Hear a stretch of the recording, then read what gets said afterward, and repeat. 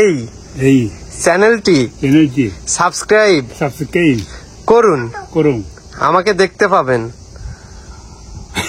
আমাকে দেখতে পাবেন।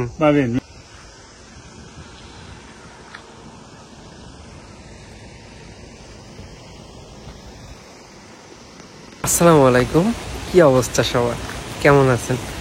আশা করি সকলে অনেক ভালো আছেন। আমি আলহামদুলিল্লাহ অনেক ভালো আছি। তুমি যেই কথাটা, সেটা হলো কোরিয়ার আবহাওয়া আর মেয়ে মানুষের মন সমান কথাই।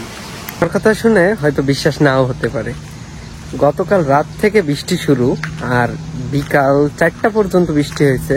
আর এখন ঘড়িতে সময় ঠিক 6টা, কিন্তু এখন এত পরিমাণে রোদ বের হয়েছে আর আকাশ পুরো ক্লিয়ার, দেখে বোঝার কোনো উপায় নেই যে গতকাল রাত থেকে এই পর্যন্ত বৃষ্টি হয়েছে। তো যে আজকের দিনে এমন তা কিন্তু নয়, এর আগেও ঠিক এর থেকে অনেক কিছু হয়েছে। যেমন দেখা যায় এই মাত্র বৃষ্টি হলো, আবার সাথে রোদ।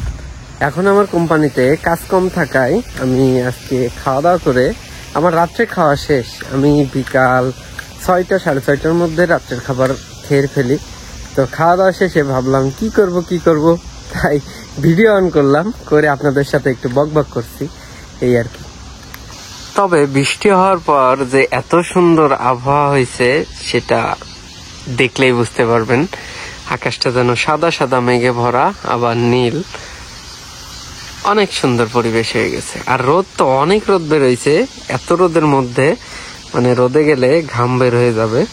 দেখতেই পাচ্ছেন সূর্যের কি তাপ। আমি জানি না আপনারা বুঝতে পারছেন কিনা, তারপরেও একটু অনুভব করার চেষ্টা করুন।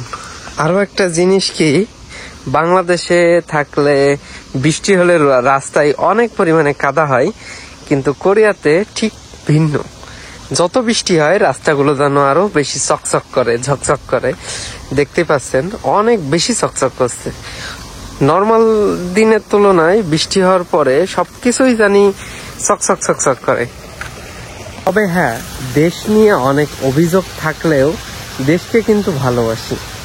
আর দেশে যাওয়ার পরে আসার সময় অনেক খারাপ লাগে, কেননা যে এটা যে আমার মাতৃভূমি সেটাই তার প্রমাণ যে আমার খারাপ লাগে আসতে। আপনাদের হয়তো আমি দেখাইছি শীতের সময় এই গাছগুলো কিন্তু মৃত থাকে, একদমই মৃত, যেটার কোনো প্রাণই থাকে না, কোনো পাতা থাকে না, কোনো কিছুই থাকে না, দেখে মনে হবে মৃত, অথচ তার ভেতরেও কিন্তু প্রাণ থাকে। যখনই ঠিক গরম আসবে, ঠান্ডা কমবে, ঠিক সেই মুহূর্তে আবারও আস্তে আস্তে নতুন পাতা শুরু করবে। নতুন পাতা দিয়ে তারা আবার নিজেদের জীবনটাকে শুরু করবে। আমাদের জীবনটাও এমন হওয়া উচিত যে হয়তো এক সময় অনেক বেশি খারাপ পরিস্থিতি হবে, তারপরেও ইনশাল্লাহ ভালো কিছুর অপেক্ষা করা। ঠিক যেমন এই গাছগুলোই প্রমাণ যে শীতের সময় তাদের কোনো প্রাণই থাকে না, ধরতে গেলে মৃত থাকে। আবার দেখা যায় গরমকাল আসলে তাদের ভেতরে আবার প্রাণ ফিরে পায়। আবার এইদিকে ড্রেন আছে, কিন্তু অনেক ড্রেন, কোরিয়াতে অনেক ড্রেন আছে যে ড্রেনগুলোতে মাছ যাওয়া আসা করে, কিন্তু আমাদের এই ড্রেনটা হলো পচা ড্রেন, মানে একমাত্র ইউজ পানি আর বৃষ্টির পানি ছাড়া আর কিছুই আসে না। এর ভেতরে মাছ আর কই থাকবে, মাছের কোনো চিহ্নই নেই। আরো একটা বিষয় আছে, সেটা হলো কোরিয়া যে এত উন্নত, এর ম্যাজিক কি? আসলে অনেক ম্যাজিক আছে, অনেক। তার মধ্যে আমার সামনে একটা আছে যে কোরিয়াতে কিন্তু বিদ্যুতের অভাব নেই, মোটামুটি অনেক বিদ্যুৎ তারা সাপ্লাই করে। প্রতিটা কোম্পানি, ফ্যাক্টরি, অনেক বেশি ফ্যাক্টরি থাকার কারণে বিদ্যুতের চাহিদা অনেক বেশি থাকে। কিন্তু আপনি লক্ষ্য করবেন বেশিরভাগ জায়গাতে বিদ্যুৎ থাকলেও তারা সোলার প্যানেল ইউজ করে। যেমন আমার এই সামনে যে কোম্পানিটা আছে, এই কোম্পানিতে আমি এর আগে বিদ্যুতে চলতো দেখতাম, কিন্তু এখন তারা পুরো তাদের যে উপরের সিলিং, সেটার উপরে, ছাদের উপরে পুরোটা জুড়েই তারা সোলার প্যানেল বসাইছে। কেন? বিদ্যুৎ সাশ্রয় হবে।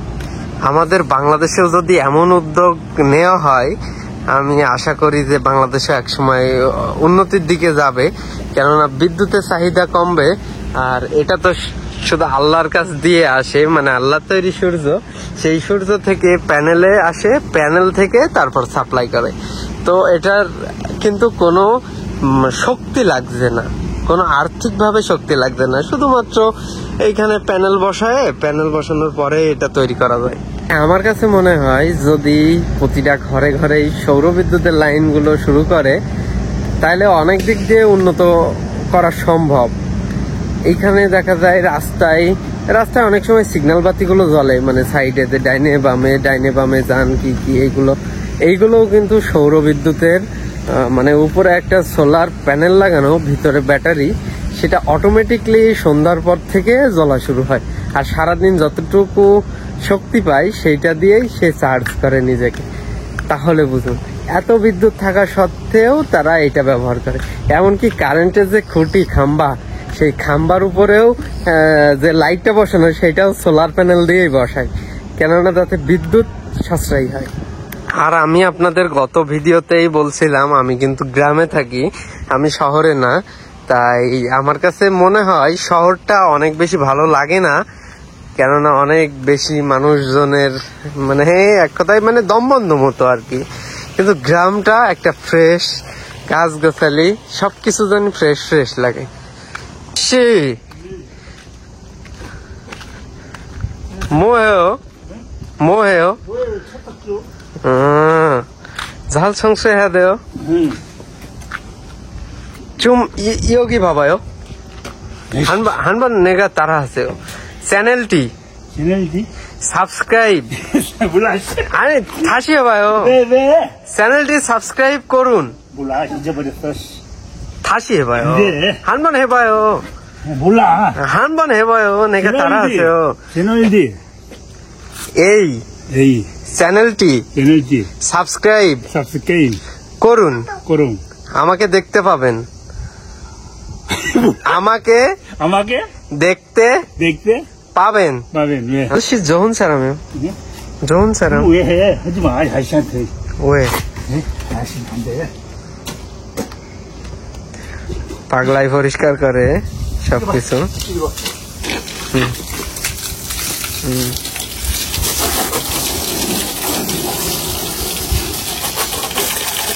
কোম্পানির গাড়ি, তাই যে ড্রাইভার সে পরিষ্কার করে।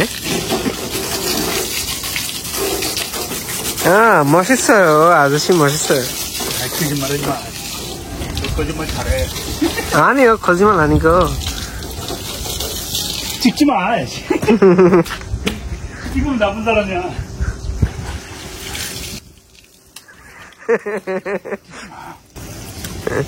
뭐? 지금 나쁜 사람이야. 오케이 그래. 아저씨 이거 세탁하면 사장님 얼마 돈 줬어요? 돈 주냐고? 응? 돈 왜 줘? 안 줘? 안 줘? 응? 돈 왜 줘? 이 아저씨가 타고 다니니까. 사장님 친구잖아요. 안 줘. 돈 주는 거 있어. ওর কাম শেষ বিকেল 5:30টায়, এখনো গাড়ি পরিষ্কার করে। ওর কোনো টাকাও দেয় না, কিছুই না। ও আর কি একটু মালিকের চাটে বেশি, দেখেন না সব জায়গায় 2-1টা করে চাটার লোক থাকে, ঠিক তেমনই। ওরে বলে যে তুই আমার বন্ধু, এই বন্ধু বলেই গোয়াডারে মারে। গোয়াডা মারে বলতে ওর দিয়ে সব কাজ করায়, যেখানে ময়লা থাকে সেইগুলো পরিষ্কার করায়, উপরে 3 তলায় সিঁড়ি টিড়ি সব পরিষ্কার করায় ওর দিয়ে। কেন? ওই যে বন্ধু বলে ওরে ভাঙাই খায়।